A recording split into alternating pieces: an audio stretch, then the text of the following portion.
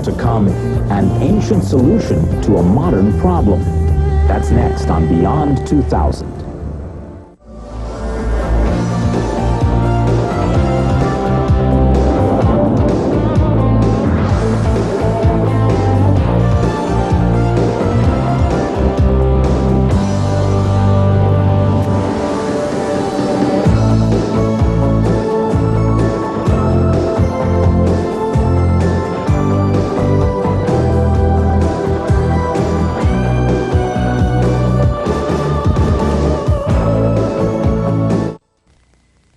Our next story is about a billion-dollar industry, one that involves hundreds of thousands of people all over the world. It's a business that shows no sign of slowing down. Unfortunately, it's not a success story, and it's certainly nothing to be proud of. I'm talking about the illicit drug industry. Ironically, an ancient practice may prove to be a very effective solution. Mimi Gann has more on that story.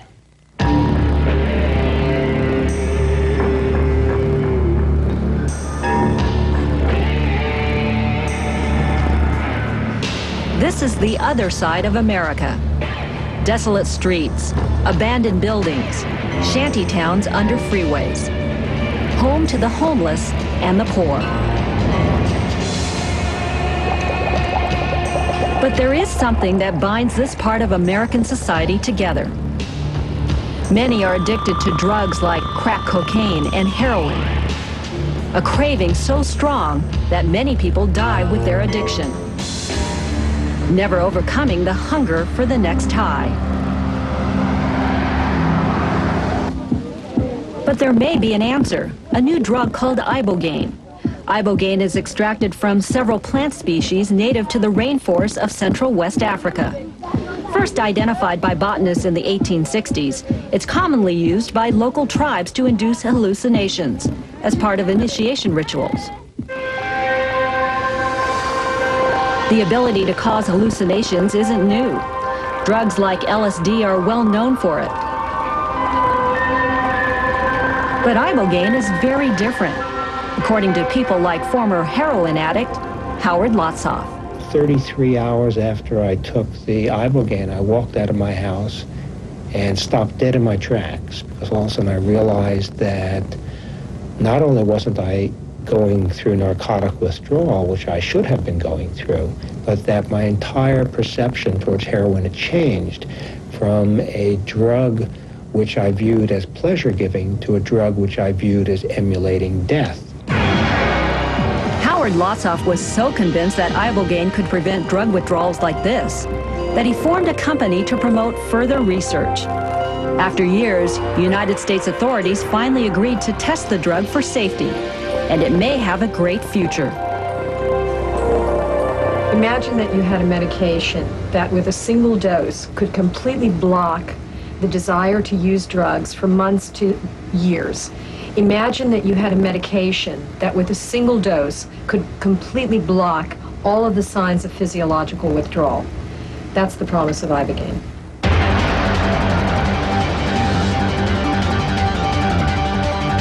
Ibogaine affects the cerebellum, the part of the brain associated with learning. Users claim to see their lives appear before them, either inside their eyelids or on the surface they focus upon.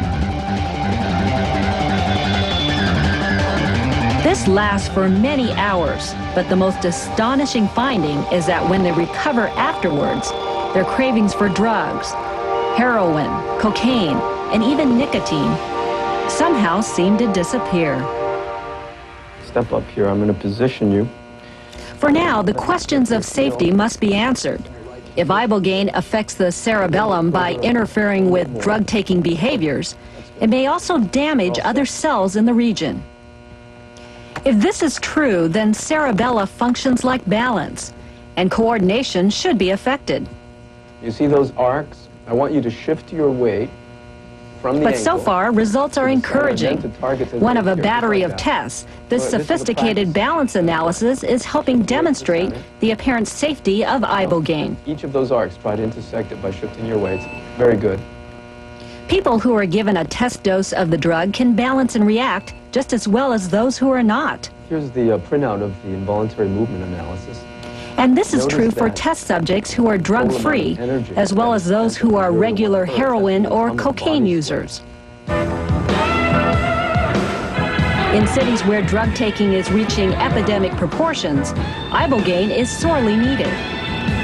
But there are still unanswered questions and concerns, and a huge ethical hurdle to overcome. Is it reasonable to treat drug addiction with another drug that also has powerful effects?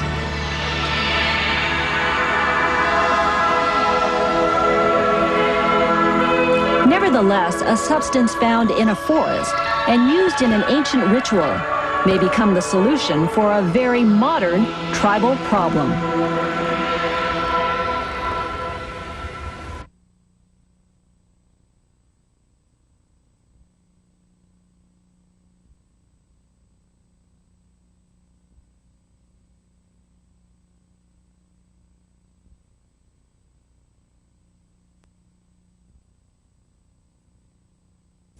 You're watching News Source 13 at 6 with Don Alhart, Chief Meteorologist Bill Peterson, and Mike Catalana on sports.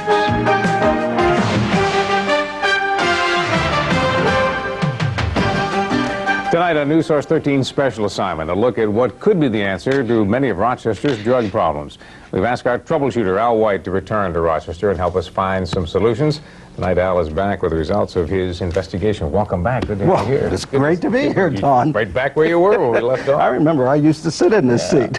You know, it's great to be back in this. This was my hometown for over 20 years, and I've never forgotten how wonderful the people are here. But you know something, Don? It saddens me to see that Rochester, like so many other communities around the country, is wrestling with an escalating drug abuse problem. But there's hope. There's a brand new scientific breakthrough that may help eliminate bonds of crack, cocaine, heroin, alcohol, and even tobacco.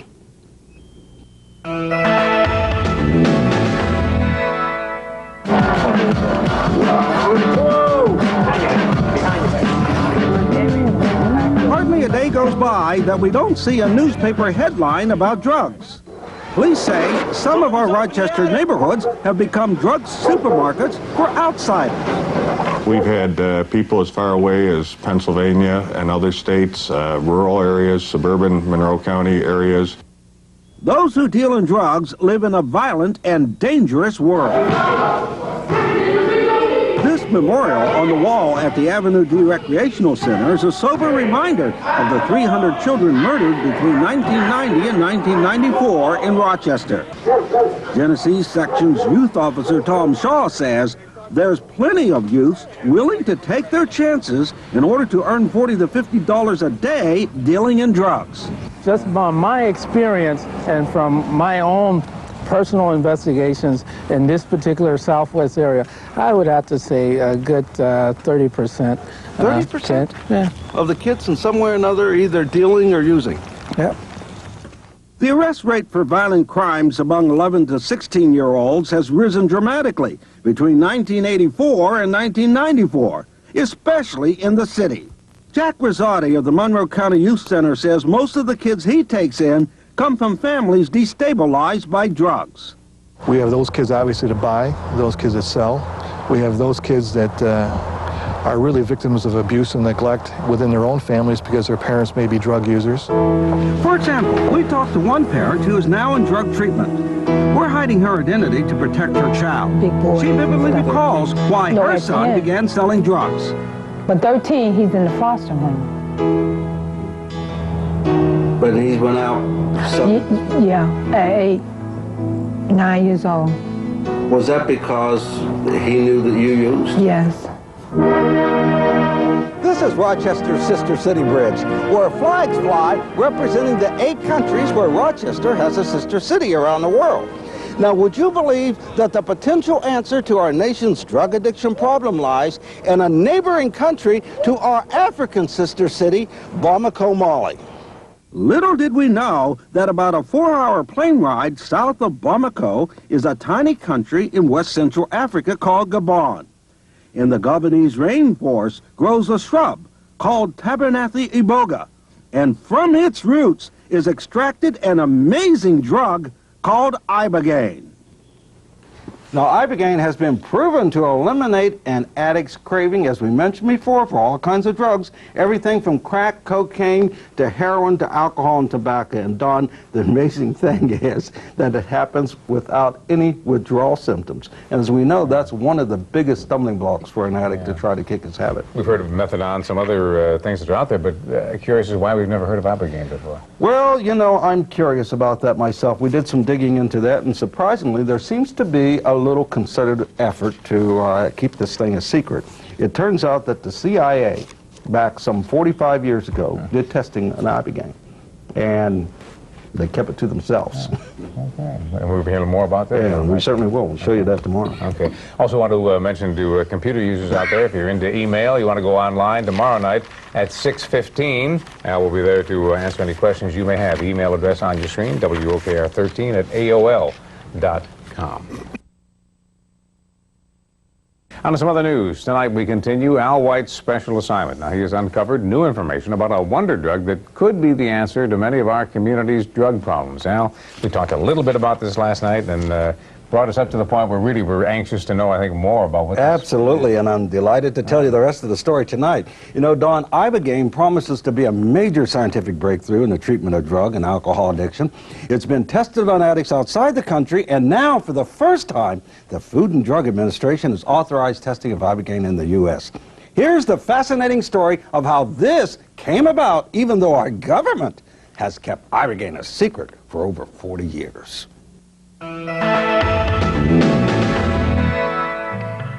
When Channel 13 sent me along with our Rochester delegation to visit our African sister city 18 years ago, little did I realize then how close Bamako, Mali was to the location of one of the world's most significant discoveries in fighting drug addiction. About a 4-hour plane ride south of Mali is the tiny nation of Gabon in central West Africa. In the rainforest of Gabon grows a shrub called Tabernathi iboga. For thousands of years, the Gabonese chewed the roots of the iboga plant during the rite of passage of young boys into manhood. In the early part of this century, French scientists first purified the extract from the iboga root and called it Ibogaine. Over the years, scientists in Europe and the United States conducted Ibogaine experiments on animals to better understand how it works. And according to these government records, in the 1950s, the CIA funded secret experiments of using Ibogaine on humans at the Federal Narcotics Hospital in Lexington, Kentucky. And we discovered this letter written by Dr. Harris Isbell, director of the CIA-funded project. He said his tests were performed on unsuspecting black former morphine addicts. None of the patients knew what the drug was and were given no hints. To this day, it isn't clear why the CIA was testing Ibogaine. But the fact is, the results of Dr. Isbell's experiments have vanished into the secret archives of the CIA or the Department of Defense, never to be seen again.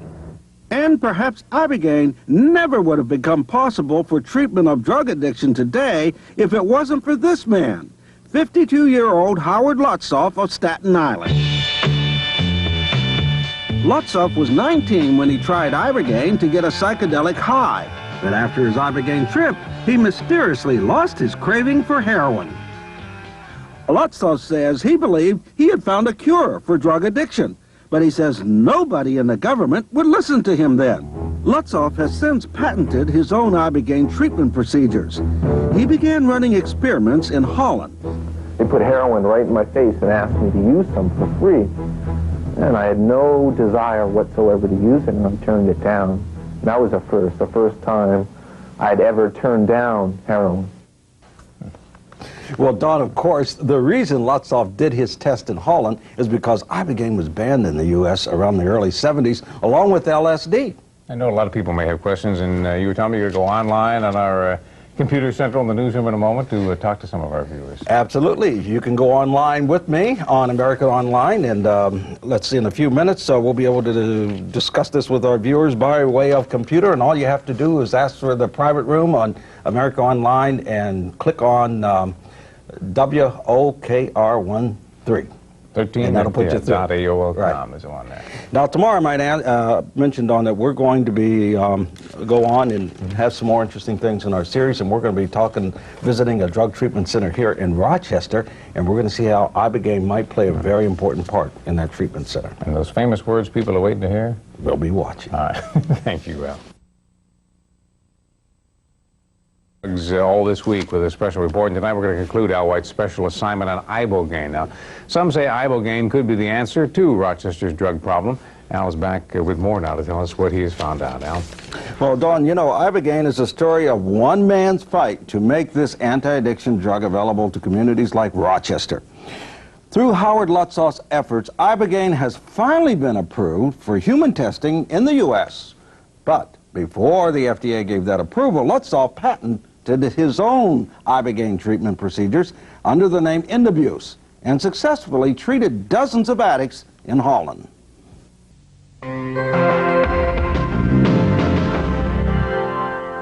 You're completely clean. You feel rejuvenated and you don't have any cravings. That's a really important thing. And Adam says when he visited his heroin dealer after treatment, and these were people that I smoked heroin with every day, people who have been addicted for 25 years to heroin, who had never heard of Indabuse. And these people couldn't believe it. They had never seen somebody stop using the amount of heroin that I've used on a daily basis like that, overnight, literally. Lutzoff says his data, supported by animal research, has now allowed the Food and Drug Administration, the FDA, to start human studies in the United States. The FDA has given Dr. Santos Ramos at the University of Miami permission to begin those studies. Results could be 3 years away. The news of Lutzoff's Ibogaine test spread like wildfire through the grassroots organizations like this AIDS activist group, headquartered at 9 Bleecker Street in Greenwich Village. Dana Beal heads up the office. How often would someone have to get an Ibogaine treatment? Just once. That's the thing about it. It's not a maintenance drug, like methadone. This is the first drug where when the drug effect wears off, they're free of the addiction. Beal is excited because it could have a significant impact on the number of HIV addicts. They still may be prone sometime in the future to get back to drugs because of all their problems and predispositions. But the physical addiction and the mental craving are gone. It is estimated that 7 out of every 10 prison inmates are behind bars because of crimes related to drugs. So just imagine what the social impact of Ibogaine might be if the tests on humans are successful. Ibogaine could be a lifesaver for addicts recovering at Rochester Health Association's Mainquest Treatment Center. It's a 2-year program that begins with initial crisis intervention, detoxing until stabilized, and plenty of group counseling. Living life on life's terms. That's what it's about, you know what I mean? Eventually, patients graduate to a halfway house and outpatient status as they learn to cope in the straight world. 50%, 60%, 70% of the time we can get people to succeed. Some therapists believe Ibogaine will greatly enhance the chances for success in treatment programs like Mainquest. I could see that there could be some individuals who need some sort of assistance, and in that sense it could be a help to them. Now, unfortunately, Ibogaine is only in experimental stage and is not an approved drug by the FDA. It could take 3 or 4 more years of testing before it is declared safe. But in time, Ibogaine may be the answer to Rochester's addiction problems.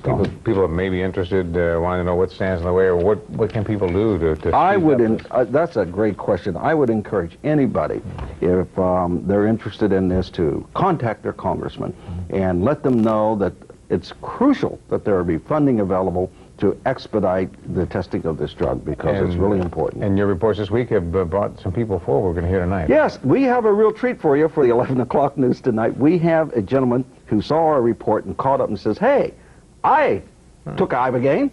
I'm an addict, and I took Ibogaine, and it saved my life. We're going to have his report tonight. Fascinating story. Okay, thank you, Al. It's like being dead and coming back to life again. This 28-year-old Rochester man should know. He was in a living hell and wanted to die. He asked us to conceal his identity. We'll call him Tom. I started when I was 14, but I crossed the line when I was 20 years old when I first smoked cocaine. But in the end, drugs almost killed Tom. Finally, after he relocated to Florida, he says his mother saw a newspaper article about Ibogaine experiments at the University of Miami.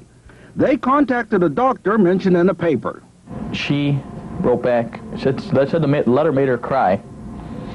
And she says, you're a good candidate for this program. Was this treatment free? And it cost $15,000. To go into the Ibogaine treatment? Yeah, they had to do it outside of the United States because it's not approved by the FDA.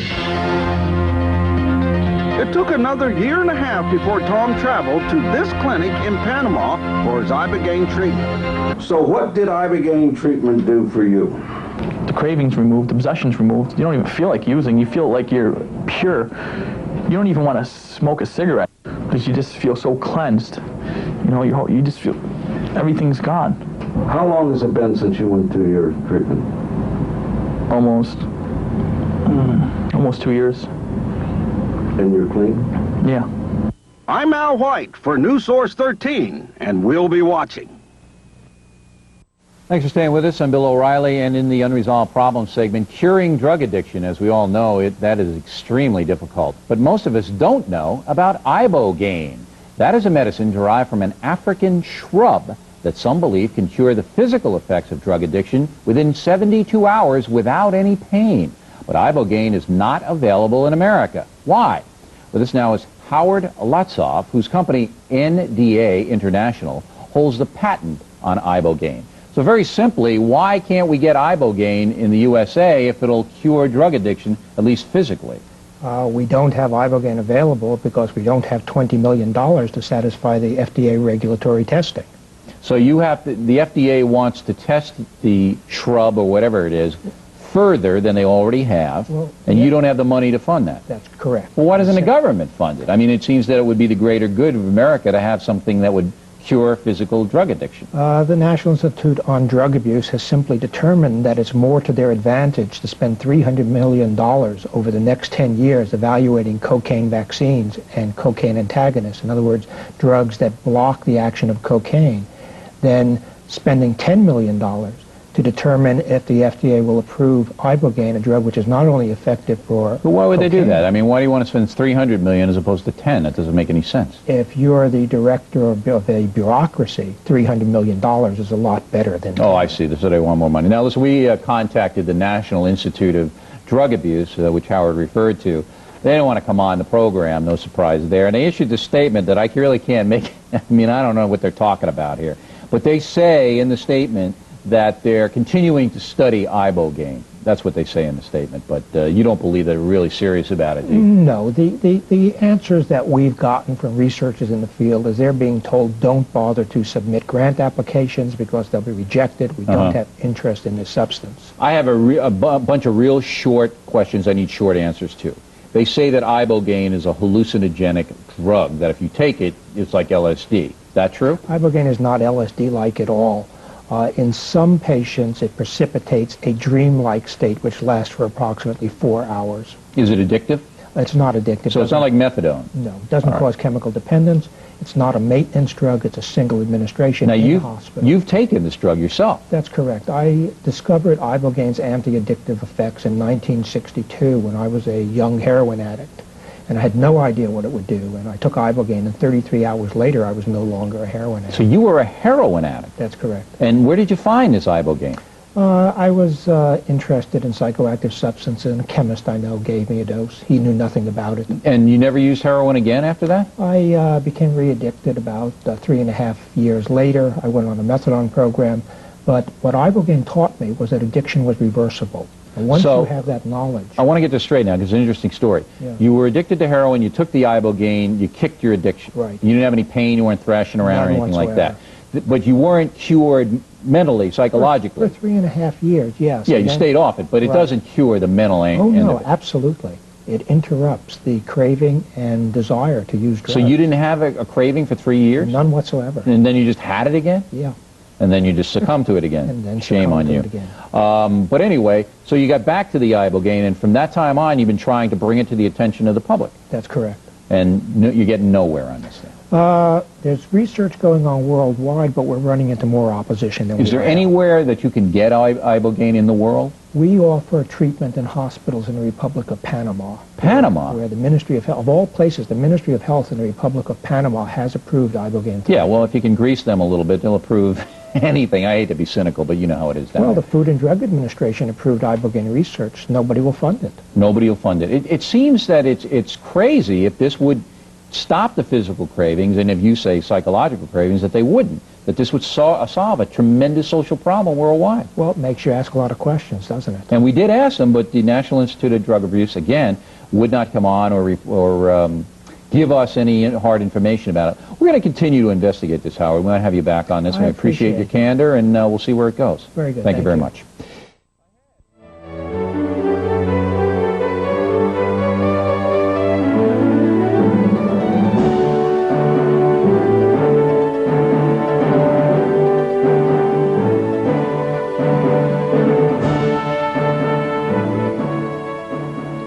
Ibogaine hydrochloride is one of 12 indole alkaloids derived from the rainforest plant Tabernanthe iboga, found in West Equatorial Africa.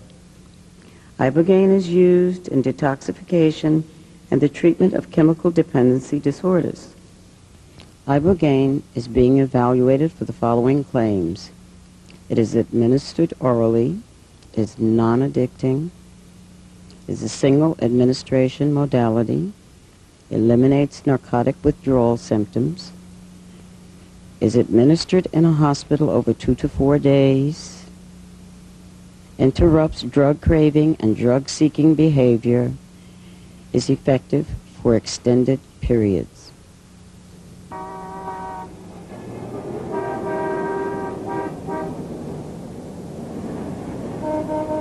The problem with me is I can always say to myself, well, maybe I can just do it once. Like, the thing is, I think I can control it. I want to be able to do it normally, but where I got to realize I can't do it normally. I wouldn't be an addict if I could do drugs normally. If doing drugs is normal, whatever that means. But, I mean, I can't do it. I can't be a weekend warrior, I guess, for lack of better words. I think there's the illusion with a lot of addicts that we want to be able to control our addiction. When we can't control it all, we can't do it. It's not like I can't do it half the time, because once is too many and never is enough, I guess, to quote an old saying.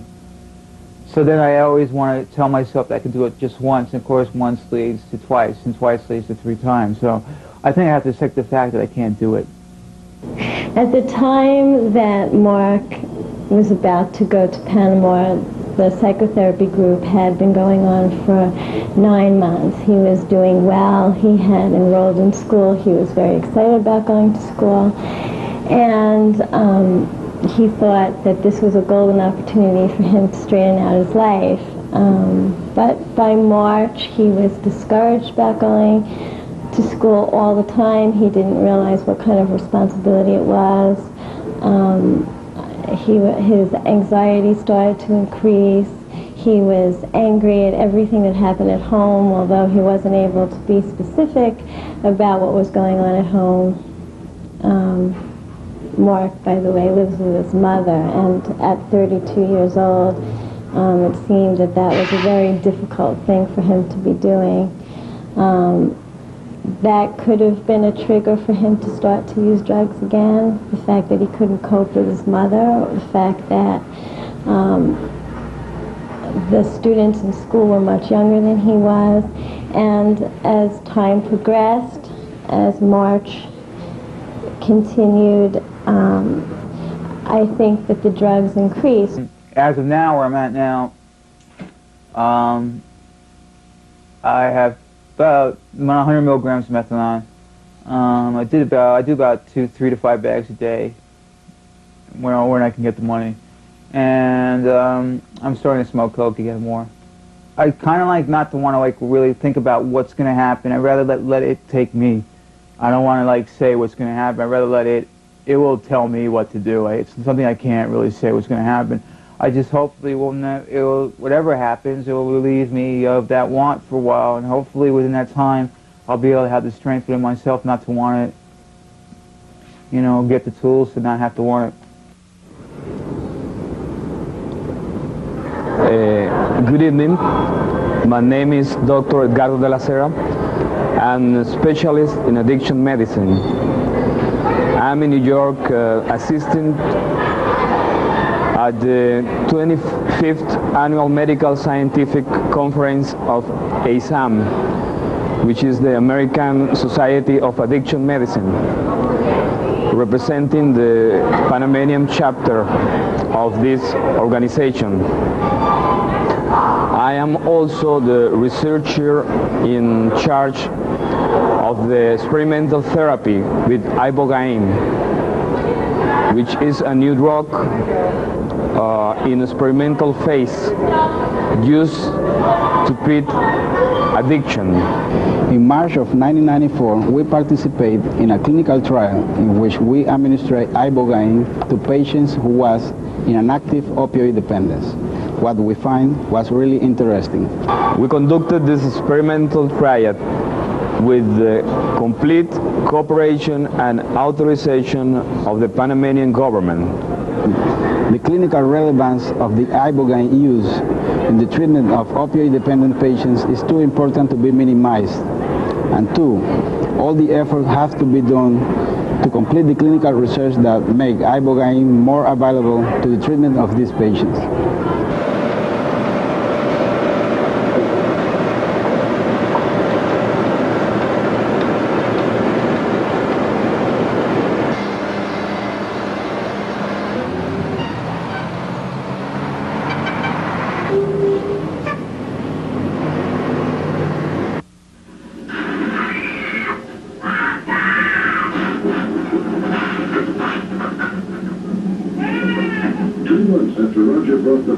Right now I'm in Panama City. I'm in a hospital. You know, and tomorrow morning I'm going to take the Ibogaine, the end of use treatment.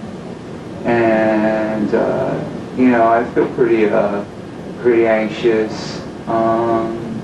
But I'm glad it's going to happen. I mean, you know, because of the way things are going. And the problem is when I use a lot of cocaine, and it doesn't help depression. In fact, it makes it worse. So things are getting, you know, wasn't bad yet, but it was going to begin to, I could see what was the pattern that was becoming to happen. And I think this definitely came at the right time. You know, I'm glad for it. What kind of tests did they do on you today? They did AKG. They did a thing for my brain and for my heart. They've been taking my my blood pressure, my temperature, pretty much all day, every hour.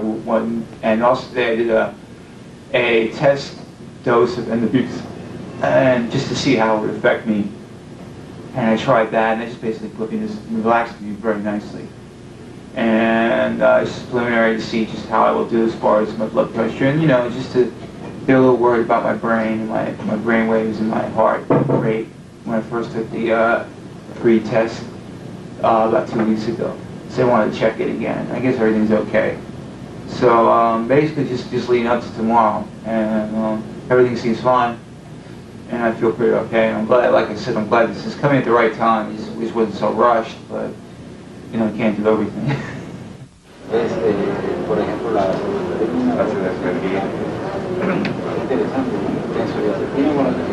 hay algo que está dando reacción y puede ser.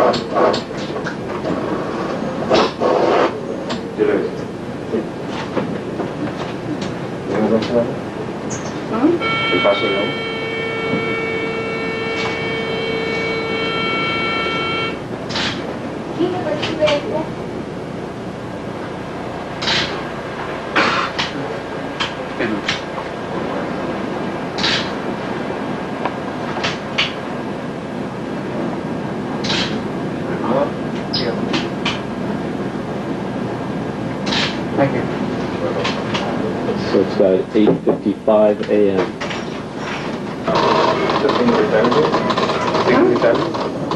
Yes. ¿Ya le dijeron? Sí, ya.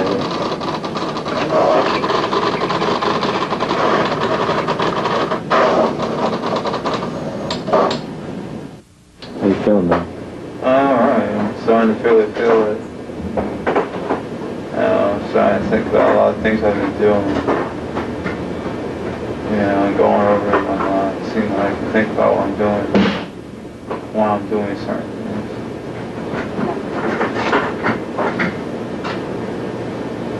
Is it the Ibogaine? Is that just your thoughts? No, it's my thoughts of the Ibogaine enhancing it. How is it being enhanced? I'm starting to hallucinate. My eyes closed a little bit. You know. And if I close my eyes, I can hallucinate. Imagination. And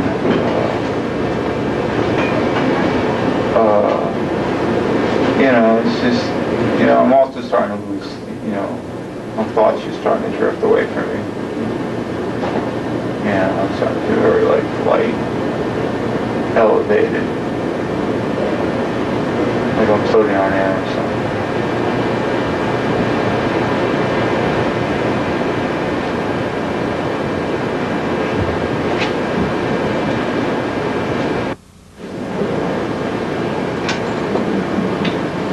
Visualizing that? Yeah, I see things, see lots of things. Things that are happening in my life, you know. I mean, you know, think of all the things that's going on in my life and why I am the way I am. Like, why do I do drugs? Why am I doing this? Why am I doing these things? It's making me think.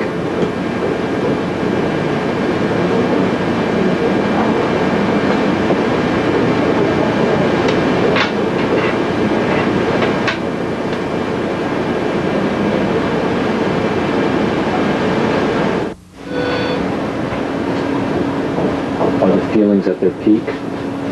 Huh? The experience at the peak?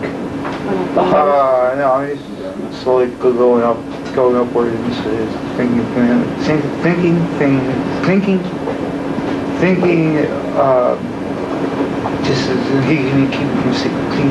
thinking things out, and it's really good. It's showing me a lot of stuff. New things? A lot of stuff, like things from my past lives, like all over the place. Yeah, it's just like all these memories just coming back. By what? But this is good. I know it's the right thing. You know.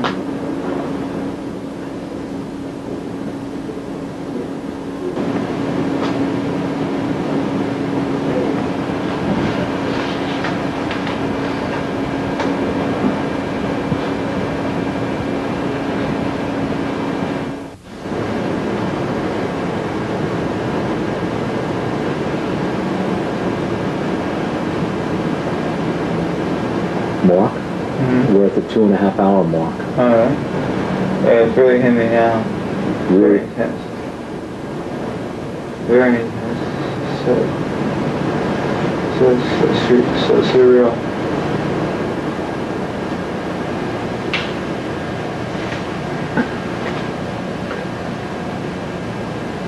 Do you have other thoughts besides those of about your addiction? I mean, do you have other thoughts and memories? Yeah, it's kind of it's ruining part of my life before drugs. How old are you? Very.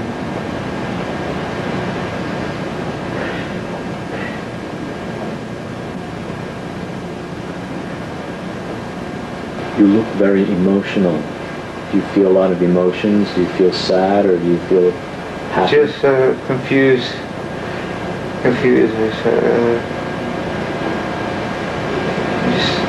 It's just like it's all a winding movie of my life, and it's just like telling me all these things.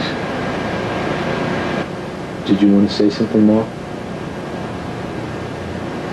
Everything's fine. Okay. fantasy of all the things, see you know, how I deal with my mother. You know, or something, you know, how I can make better people. Very loving mother. Really is. That's a loving mother.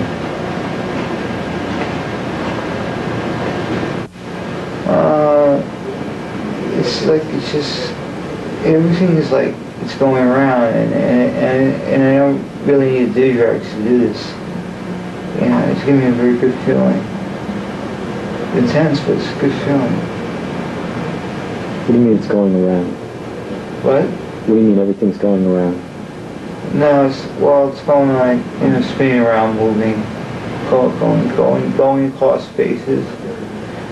Everywhere, everything. It's like it comes at you constantly. All these hallucinations. I saw a bird before with a glass cup in her hand. She changed into a little fall and floated down, peeled papers, and did something like that. Any memories? Man.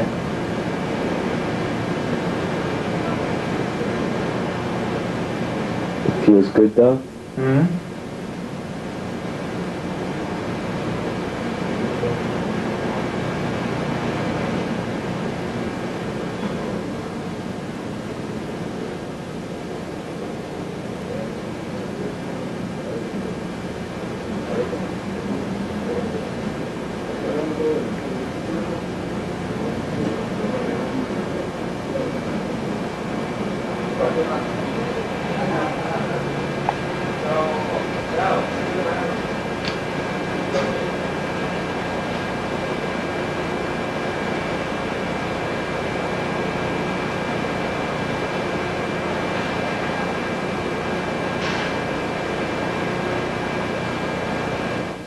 Mark? Yeah. Hey, we're at 3.5 hours. Yeah. How you feeling? I'm really hot. Very hot. Very hot. Hot or high? Hot. It's like so amazed with all this information I'm getting. There's amazing information I'm getting. I'm just like figuring things out real fast. Oh, it's really great. Faster than the other times. Yeah. Can you share some of the information you're getting? Let's see, there's about like a cop. There's things like big angels floating across the room, you know, things like moving on the walls, you know, like a shadow will come off the wall and walk over to me, you know. Or maybe like, I don't know, like, you know, I'll take a toy train, it'll turn into a truck or something, I don't know, something like that. Any memories? No, yeah. Just more strange visualizations? You know, it's like, strange things. It's really weird, because it moves so fast, you can't really describe it, but it's like, you know, it's because what I'm seeing in my mind is what's going on with me in my life, and it all interconnects, and it's just kind of,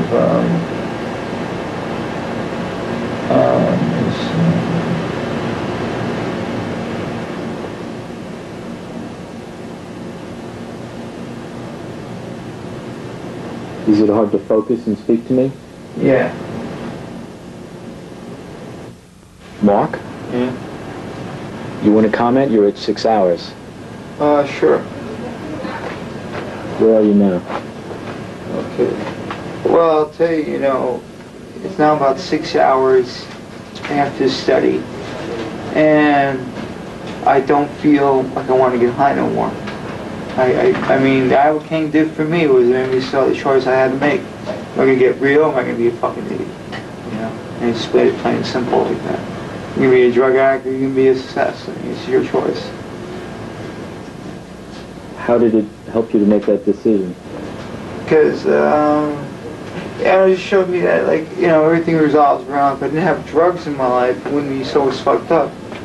You know, and it seems like it's all revolving around a combination of my pain growing up, just problems, and you know, and everything else that comes with it. And you seem to be able to speak a lot easier now. Yeah. For a while, I was having time moving. I had trouble moving. What about now? No, I'm okay now. I feel pretty good, actually. I'm surprised.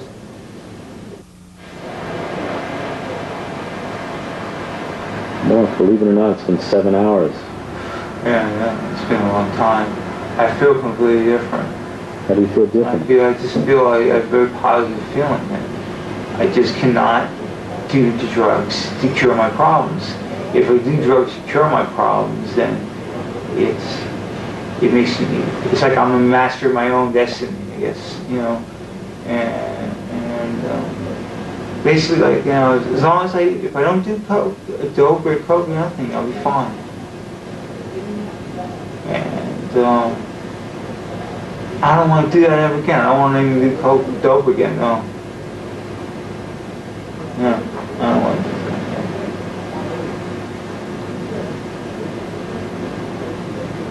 You're still feeling the effects? Yeah. How do they feel?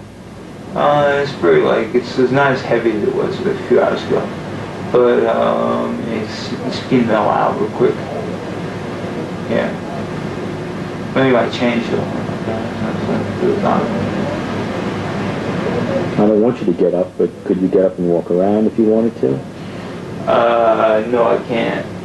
It's on my arm, but if you didn't have that on your arm. I won't walk. I can't walk. Are you tired? No, I'm just yeah,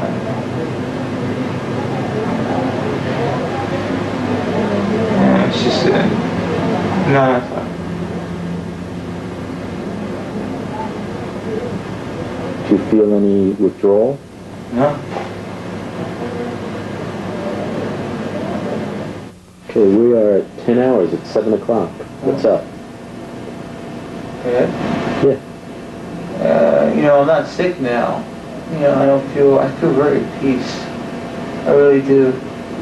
I mean, I can take care of the problems. I do the right thing. You know, it's definitely shown me a very strong message of which way to go. You know, in terms of visualizing all that.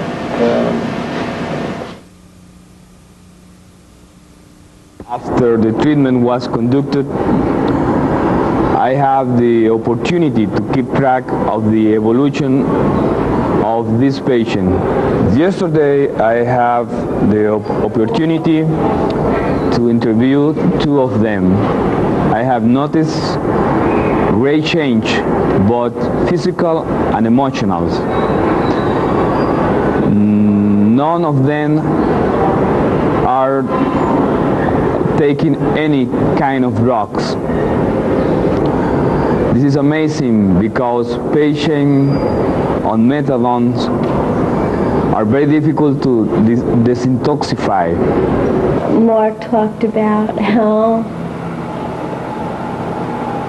unhappy he had been prior to going down to this treatment, and that he really needed to get his life under control. And the way to do that was to face all of the fears that he had in his life. And from a psychoanalytic point of view, that meant that he was willing to look at his mother, to look at his early childhood, to look at how his stepfather had hurt him and discouraged him from being able to be confident in himself, and that he was able to see that all of these earlier memories and all of these earlier situations with his mother that he had not given much weight had really caused him to be very frightened about almost everything that he has to face in his life.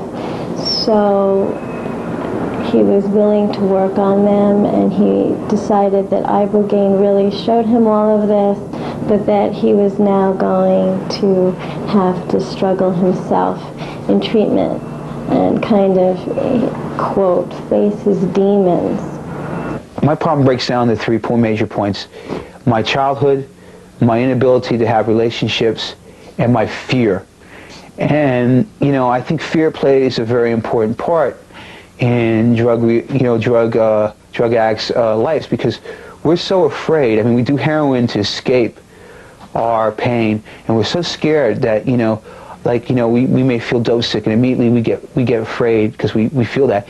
And the more we do heroin, the more removed we get. We don't even understand why we're doing it. And for me to understand, I began to look at my life. I began to look at my relationships, why certain things happened. Admitting that I cannot do it once. I can't do it once. I can't mess with it. It took me 3 years of going through drug rehab, reality house. I was in methadone programs, and I mean, just to be able to say that I cannot and understand that is very important. And then understanding, admitting that my relationships were bad, looking at why I do the things I do, breaking down my triggers. I mean, I would, if I get very upset, I do drugs. Anger, I do drugs. If my emotions come up, I do drugs.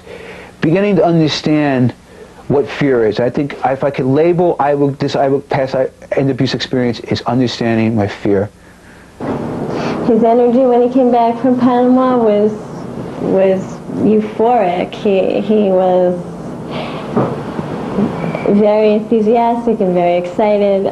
In general, his whole affect had changed, but nothing specifically externally had changed. His relationship with his mother was still the same. The difficulty in school remained. People in school were still much younger than he was, and he still had the same insecurities. But I remember that his whole general attitude when he came back from Panama was incredibly positive. None of these issues were a major struggle for him. They didn't discourage him like they did right before he went to Panama, and all of these issues that perhaps triggered his drug use were no longer that intense.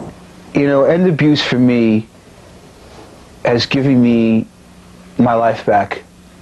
It enabled me to look at myself, examine myself, and heal myself. And I think more people should try end abuse. I think it should be more made available, because I mean, it is such a beautiful thing to be able to release the chains that keep you in the hell called drug addiction. We know that addiction is a disease that has a biological and psychological and a social component.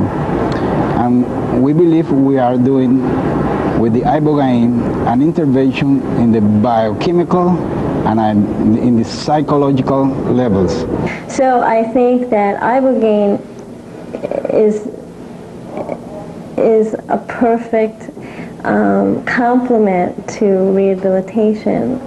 Together, I think that these patients have a better chance not to use for a longer amount of time. And then I would hope that as a therapist we would be able to use that opportunity of clean time to build up these patients' coping mechanisms, to build up their self-esteem, and to give them different kinds of behaviors that they can use instead of going back to medicating themselves.